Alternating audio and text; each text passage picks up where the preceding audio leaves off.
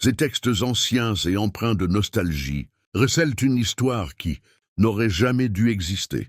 Elle ne parle ni d'humanité, ni de prophète, ni même de salut. Elle parle d'un arcan, roi de l'ordre cosmique lui-même. Et ce n'est pas le genre d'histoire à laquelle on s'attend.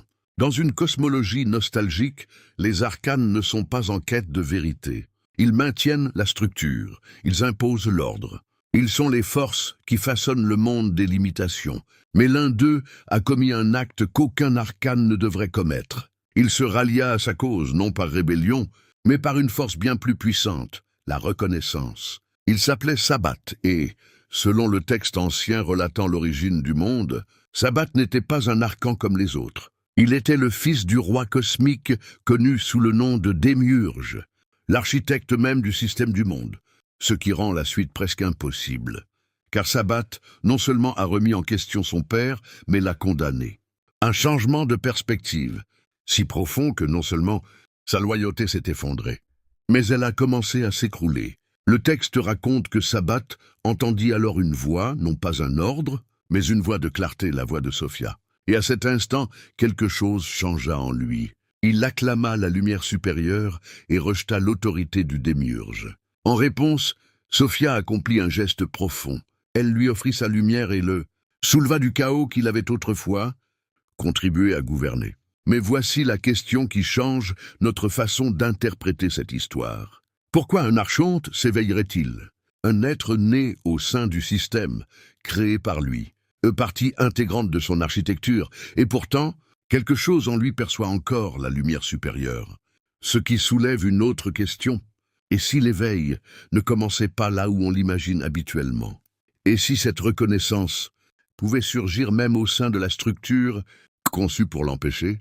Si cela s'avère vrai, alors l'histoire de Sabbat ne serait peut-être pas celle d'un archonte, mais celle de quelque chose en vous qui a été caché, quelque chose qui attend d'être ramené à la lumière. Pour comprendre la profondeur de ce récit, il nous faut explorer brièvement l'étrange cosmologie des textes gnostiques. Car dans ces écritures, les archontes ne sont pas de simples souverains cosmiques. Ils représentent quelque chose de plus profond, l'architecture même de la réalité. L'histoire de Sabbat provient d'une collection d'écritures, anciennes découvertes, en Égypte en 1945. Ces textes, désormais connus sous le nom de bibliothèque de Nag Hammadi, étaient conservés dans des jarres en tissu et cachés pendant des siècles, probablement par les gnostiques qui craignaient leur destruction. Ces écrits n'étaient ni des sermons ni des prières. C'étaient des cartes de la conscience. Et parmi eux, il y avait un texte si singulier qu'il se lit presque comme un paradoxe. Un texte intitulé « De l'origine du monde ». Parmi les nombreuses œuvres philosophiques de l'époque, ce texte se lit moins comme un ouvrage de théologie que comme un schéma. Il explique comment la réalité s'organise, comment la perception s'entremêle et comment la conscience circule à travers ces circuits. Au sein de cette structure apparaît une hiérarchie d'êtres appelés archontes. Ce terme signifie simplement gouverneur, non pas nécessairement des êtres maléfiques flottant dans le ciel, mais des forces dirigeantes, une intelligence architecturale façonnant le monde visible. Ces archontes sont issus de Yaldabaoth, le démiurge. Ils sont décrits comme puissants, mais profondément limités dans leur conscience. Ils créent 7 domaines, 7 gouverneurs et 7 niveaux d'autorité. Et parmi ses fils se trouve Sabaoth, le 7e, le plus humble. Cette position n'est pas fortuite, car dans le symbolisme antique, la 7e place désigne rarement le moins important. Elle représente l'achèvement d'un cycle, le seuil, le point de départ du changement. Alors pourquoi est-ce le 7e fils qui s'éveille? Pourquoi pas le premier? Pourquoi pas le plus fort? Le texte ne répond pas directement à cette question, mais il en révèle la cause. Les archontes ordonnent, organisent et font respecter l'ordre jusqu'à ce qu'un élément vienne perturber le récit. Sophia, dont le nom signifie simplement sagesse. Dans la tradition gnostique, Sophia représente la conscience divine qui descend dans les plans inférieurs, non par la force mais par la lumière. L'acte silencieux de révéler ce qui a toujours été présent, mais inconnu dans l'obscurité, et lorsque sa présence se manifeste, il se produit quelque chose auquel aucun système d'autorité ne peut pleinement se préparer. L'un de ses gouverneurs le reconnaît. Le texte ne décrit pas la défaite ou la défaite de Sabaoth. Il décrit quelque chose de bien plus puissant. Il le voit tout simplement. Il perçoit un ordre divin supérieur à l'autorité qu'il a toujours servi. Et cette reconnaissance dissout sa réalité dans les royaumes inférieurs. Le texte ancien ne parlait pas de rébellion, mais d'illumination. Dès qu'une structure est réalisée, elle n'est pas pour autant la plus aboutie. C'est là qu'intervient un autre texte ancien, qui approfondit encore le récit. L'Apocalypse de Paul décrit un voyageur parcourant les cieux, gravissant chaque côté, et au 7e ciel, il découvre une chose inattendue. Un gouverneur éclairé, assis sur un trône plus éclatant que le soleil, un personnage qui interpelle le voyageur, non par hostilité mais par discernement. Il ne s'agit pas de savoir qui vous êtes, mais où vous allez. De nombreux érudits pensent que cette figure est Sabaoth lui-même, non plus le dieu de la guerre, ni le gardien de l'ordre, mais un gardien du seuil entre les mondes.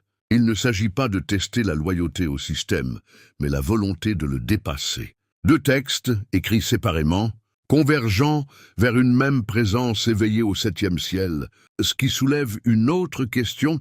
Si même un archonte, un être né au sein de cette structure, peut reconnaître la lumière suprême, alors peut-être que l'éveil ne consiste pas simplement à échapper au système. Peut-être commence-t-il au moment où le système est illuminé de l'intérieur. Et si cela est vrai, cela révèle un mécanisme plus profond. Un récit où l'histoire se rapproche de sa source. L'histoire de Sabaoth est souvent décrite comme une révolte, mais à y regarder de plus près, on découvre quelque chose de bien plus subtil. Il n'y a ni bataille, ni défaite, ni guerre cosmique. Juste un instant où la perception se transforme doucement. Car le tournant de cette histoire ne commence pas par la force, mais par la perception. Le texte ancien, relatif à l'origine du monde, raconte que Sabaoth entendit la voix de Sophia et, à cette voix, il se réjouit dans la plus pure lumière et condamna l'autorité de son père. Pour un archonte, la loyauté envers le système n'est pas une simple fonction.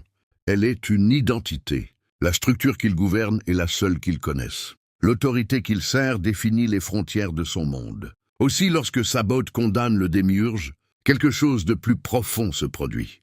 Il ne rejette pas simplement un roi, il rejette une perception illusoire de la réalité.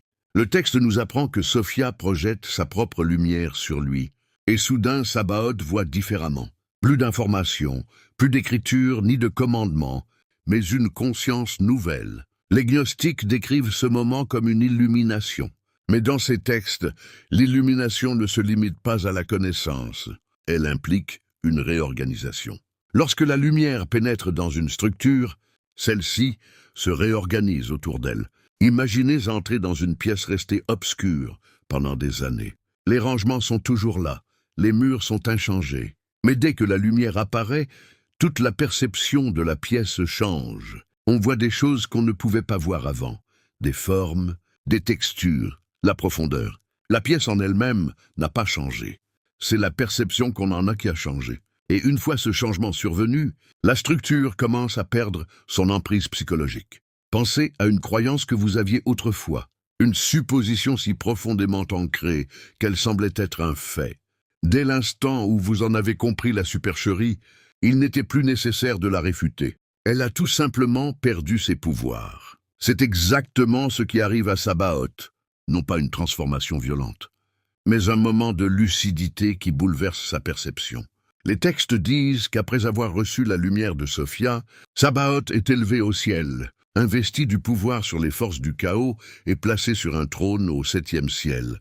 Mais notez l'ordre des événements, l'illumination d'abord, l'élévation ensuite. Dans la cosmologie gnostique, le pouvoir ne s'acquiert pas par la domination. Il émerge de l'alignement avec l'ordre supérieur. Et c'est pourquoi ce récit est si important. Car les archontes représentent bien plus que de simples êtres cosmiques. Ils incarnent des structures de perception, la manière dont la réalité s'organise à travers les habitudes, l'identité et les croyances. Lorsqu'une de ces structures reconnaît une vérité supérieure, elle se transforme. C'est pourquoi l'histoire de Sabaoth est si dénuée de sens. Les archontes renforcent le système, mais Sabaoth voit au-delà. Et une fois cela arrivé, toute la hiérarchie se transforme. Mais ce n'est que la première strate de l'histoire. car dès que Sabaoth s'éveille, quelque chose d'autre apparaît sous lui. Une force placée directement au cœur de la structure, un dispositif conçu pour empêcher que le réveil ne se reproduise. Lorsque Sabaoth s'est réveillé, l'histoire aurait pu s'arrêter là. Il aperçoit la lumière au-dessus de lui, se retourne et est soulevé. Mais la transformation n'est jamais linéaire. Elle engendre presque toujours une réaction au sein du système qui l'interrompt. Le texte raconte qu'après que Sabaoth eut reçu la lumière de Sophia, son père, le démiurge, fut altéré. Non pas parce que Sabaoth l'avait attaqué, mais parce qu'il avait été vu l'invisible. Dès lors qu'une structure témoigne d'un ordre supérieur, l'illusion d'une autorité absolue commence à s'effriter. Et cela est dangereux pour un système fondé sur la certitude absolue. Puis, un phénomène nouveau apparaît en cosmologie, l'émergence de la mort. Non pas la mort au sens biologique habituel, mais un principe, un domaine situé au 6e ciel, directement sous le trône de Sabaoth. Au-dessus se trouve le roi éveillé. En dessous s'élève une puissance dont le seul but est l'oubli. Les gnostiques décrivent la mort comme vide, néant, une forme d'absence. Et soudain, l'architecture des cieux acquiert une signification précise. Le 7e ciel, le souvenir. Le 6e ciel, l'oubli. Entre eux se trouve un seuil, non pas un mur ou une porte, mais une tension constante. Car l'oubli ne s'attaque pas directement à la mémoire. Elle demeure simplement en dessous, s'enfonçant dans le néant par ses habitudes, ses distractions et le confort illusoire du monde. Sabaoth règne sur ce domaine, non par immunité, mais parce qu'il a appris à l'observer, à en percevoir les mouvements sans s'y laisser entraîner. C'est alors qu'un autre personnage entre en scène, celui qui rend possible cette conscience soutenue. Elle s'appelle Zoé, fille de Sophia, et son nom signifie simplement « la vie ». Le texte décrit Sophia en voyant Zoé s'asseoir à la droite de Sabaoth, non pas comme un symbole, mais comme une enseignante. Zoé n'enseigne pas à Sabaoth les cieux qu'il possède déjà. Elle le guide plutôt vers quelque chose qu'il ne peut encore pleinement percevoir. Le plérôme, la plénitude au-delà du 7e ciel, un royaume que son père n'a pas su entrevoir, là où la lumière de Sophia a brisé le miroir de son ancienne identité. La présence de Zoé commence à lui révéler ce qui se trouve au-delà du seuil. C'est pourquoi Sabaoth ne s'élève pas immédiatement. La reconnaissance ouvre la porte, mais Zoé lui apprend ce vers quoi elle s'ouvre. Il apprend, écoute et devient gardien de la frontière entre les mondes, non pas emprisonné, mais placé précisément là où la conscience doit être, un lieu où les structures d'autorité s'effacent, où l'architecture se révèle. Et une fois ce changement opéré, la transformation demeure, ce qui nous ramène au cœur du récit. Si Sabaoth représente l'instant où une structure de gouvernement reconnaît la lumière supérieure, alors la véritable question n'est pas ce qui s'est passé au 7e ciel. C'est là que, selon votre propre perception, apparaît ce seuil. Car la fin de cette histoire a moins à voir avec la cosmologie qu'avec la véritable force créatrice. Votre attention. Si l'histoire de Sabaoth ne concernait que la cosmologie antique, ce serait un mythe lointain, un sujet d'étude, mais non une expérience personnelle. Mais les gnostiques créaient rarement des histoires simplement pour décrire l'univers. Ils décrivaient des schémas de conscience et l'architecture intérieure, ce qui signifie que l'histoire révèle quelque chose de très différent lorsqu'on la lit de cette manière. Pensez au moment où Sabaoth change. Il n'accomplit aucun rituel. Il ne vainc pas son père. Il reconnaît simplement une autorité supérieure à celle qu'il a toujours acceptée. Et c'est là que l'histoire reflète silencieusement sa propre expérience. Car chaque structure qui régit votre vie, chaque croyance et chaque supposition fonctionnent un peu comme les archontes dans l'histoire. Elles organisent la perception, elles définissent ce qui semble possible et elles maintiennent la forme familière de la réalité. La plupart du temps, on ne les remarque même pas, mais parfois, quelque chose se produit. On perce à jour l'un d'eux, non pas parce qu'on a combattu, mais parce que notre perception s'affine.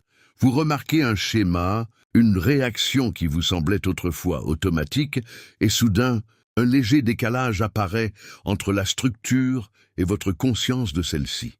Ce décalage est le premier pas vers la reconnaissance. Observez maintenant ce qui se passe ensuite. D'abord, la clarté, puis une autre force surgit, le doute, la distraction. Le saut vers ce qui semble familier. Ensuite, voici le domaine de la mort sous le trône du sabbat. L'oubli, un retour silencieux et lent des anciens maîtres. Ainsi, la pratique cachée dans cette histoire est simple. Observez ce qui se passe lorsque vous contemplez vos propres pensées. Sans chercher à les changer, simplement en les observant.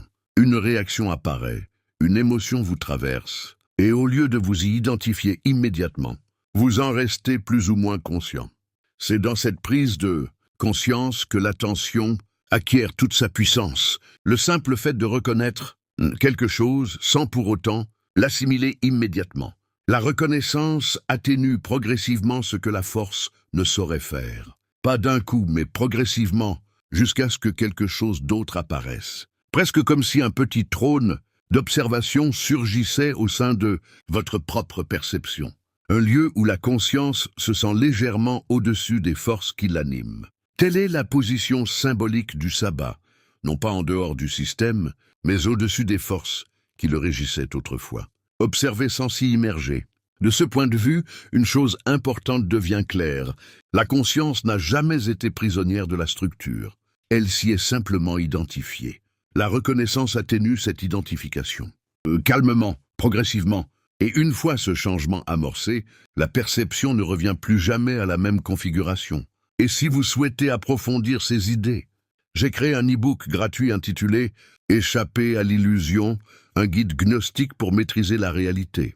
Il développe plusieurs idées présentées dans cette vidéo et propose des réflexions pratiques ainsi que des exercices simples pour vous aider à les appliquer dans votre vie. Vous pouvez y accéder gratuitement via le lien dans la description. Au début de cette histoire, nous avons posé la question « Pourquoi un archonte s'éveillerait-il ? Pourquoi un être né au sein du système ne se retourne-t-il jamais contre la structure qui lui a conféré son pouvoir ?» La réponse à cette question ne réside ni dans la rébellion, ni dans la colère, ni même dans le courage. C'est tout simplement une reconnaissance. Dès que Sabot a entendu la voix de Sophia, le cadre de vie qui l'entourait s'est effondré. Et il a vu clair. Et une fois qu'une chose est clairement perçue, elle ne peut plus retourner à son état invisible initial. C'est le point de bascule que les gnostiques ont inscrit dans ce récit. Non pas une bataille, mais un changement de perception si subtil qu'il en devient presque imperceptible. Et pourtant cela a tout changé. Les gnostiques avaient compris quelque chose de subtil concernant la conscience que la plupart des systèmes de croyance préfèrent ignorer. Les structures qui régissent notre expérience n'existent pas seulement en dehors de nous, elles existent au sein même de la perception. Des modes de croyance, des interprétations automatiques qui façonnent sereinement notre perception de la réalité. La plupart du temps, ils sont invisibles, tout comme les archontes qui règnent sur les cieux sans jamais remettre en question l'ordre établi, jusqu'à ce que l'un d'eux le fasse. C'est ce qui rend l'histoire de Sabot si significative. Il n'était ni un prophète, ni un mystique, ni une âme déjà en voie de libération. C'était un roi dont l'existence entière était construite autour de la domination du système, et même lui ne put rester inchangé lorsque la lumière supérieure apparut. Ce qui signifie que l'histoire n'a jamais vraiment porté sur un archonte. Elle portait sur les capacités de la conscience, aussi profondément façonnées soient-elles par les structures qui l'entourent. Le voyage de Sabot ne s'achève pas au 7e ciel. Il demeure sur le seuil, toujours en train d'apprendre, toujours à l'écoute, toujours en route vers quelque chose qu'il ne peut pas encore pleinement percevoir. C'est peut-être le détail le plus important de toute l'histoire. Car cela signifie que l'éveil n'est pas une destination mais une direction. Et cette voie est accessible où que vous soyez. Alors, revenons à nos origines. Il y a une histoire dans ces textes, anciens et empreints de nostalgie qui ne devrait pas exister. Non pas parce que c'est très étrange, mais à cause de ce que cela sous-entend. La reconnaissance peut surgir n'importe où, même au sein de structures conçues pour l'empêcher, même en un dieu de la guerre au 7e ciel, même en vous. Si ces idées vous interpellent et que vous souhaitez approfondir la sagesse, cachée des textes anciens, N'oubliez pas d'aimer cette vidéo et de vous abonner à la chaîne. Nous explorerons ces enseignements ancestraux dans chaque vidéo. Et souvenez-vous, le seuil ne se situe pas là-haut. C'est le moment où vous commencez à voir ce que vous avez toujours, regardez droit dans les yeux. Le moment où la reconnaissance revient discrètement.